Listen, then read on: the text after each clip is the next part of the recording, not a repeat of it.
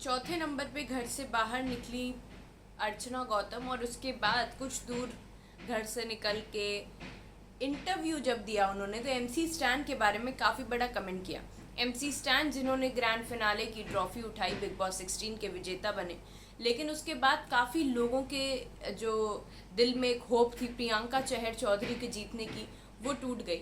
और अर्चना क्योंकि चौथे नंबर पे ही बाहर निकल गई थी तो कहीं ना कहीं वो शिव ठाकरे या फिर अपनी दोस्त प्रियंका चहर चौधरी को जीतते हुए देखना चाहती थी, लेकिन अनफॉर्चुनेटली उनके लिए एमसी स्टैन का जीतना काफ़ी मुश्किल रहा डाइजेस्ट करना और उन्होंने काफ़ी बड़ा कमेंट किया। ये जानते हैं क्या कमेंट किया है अर्चना गौतम ने मेरे साथ यानी अनिमा के साथ ओनली ऑन टेली खजाना। तो अर्चना गौतम से जब इंटरव्यू में पूछा गया कि आपको लगता है कि क्या ये एमसी स्टैन बिग बॉस 16 के विजेता के हकदार हैं, डिजर्विंग है कि नहीं, तो इस बारे में उन्होंने ये बोला कि 2 महीने जिस इंसान को घर जाना था और ना कभी टास्क में कुछ कहा, ना कभी बीबी का एंथम कभी गाते हुए दिखे, किसी भी चीज़ में उनका कोई इन्वॉल्वमेंट नहीं था। आखिरी की 15 दिन में उन्हें गेम समझ में आया और वो काफ़ी बातचीत करने लगे, काफ़ी उनकी बोलती जो बातें हैं वो खुलने लगी, मुंह खुलने लगा। और अगर ऐसा ही बिग बॉस को करना था तो उसे स्टार्टिंग में ही क्यों बुलाया, एंड में वाइल्ड कार्ड की तरह 15 दिन बुला लेते और उसे ट्रॉफी दे देते।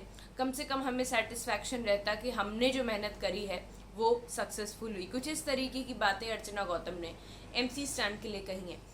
कहीं ना कहीं ये बातें जो कही गई हैं वो सही हैं, लेकिन जैसा कि प्रियंका चहर ने बोला कि ये पर्सनालिटी गेम है, आप कुछ ना भी करो लेकिन अगर जनता आपकी पर्सनालिटी को पसंद कर रही है तो वो आपको वोट देगी।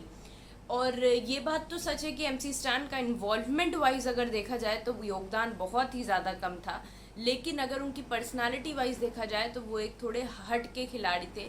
पर बात यही आती है कि जिस इंसान ने शो को अपना सब कुछ दिया, जिसको कभी घर नहीं जाना था, वो इतने पहले निकल जाते हैं, चौथे नंबर पर निकल जाते हैं। और प्रियंका का निकलना सबसे ज़्यादा शॉकिंग था, तीसरे नंबर पे निकल जाती हैं, टॉप 2 तक नहीं पहुंचती हैं और उसके बाद एमसी स्टैन ये ट्रॉफी उठा लेते हैं।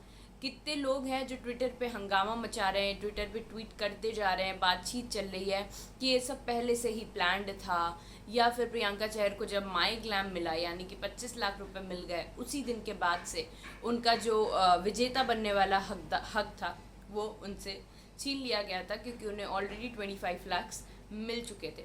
तो इस तरीके की बातें हो रही हैं। एमसी स्टैन डिजर्विंग विनर है कि नहीं, ये आप मुझे कमेंट करके ज़रूर बताइए। और अर्चना गौतम ने जो कमेंट किया है वो सही है, कितने हद तक सही है, और क्या उन्हें इस तरीके की बातें घर से बाहर निकलने के बाद करनी चाहिए कि नहीं करनी चाहिए, ये कमेंट करके ज़रूर बताइए। तब तक के लिए देखते रहिए टेली खजाना। अगर अभी तक आपने टेली खजाना को सब्सक्राइब नहीं किया है तो तुरंत करिए।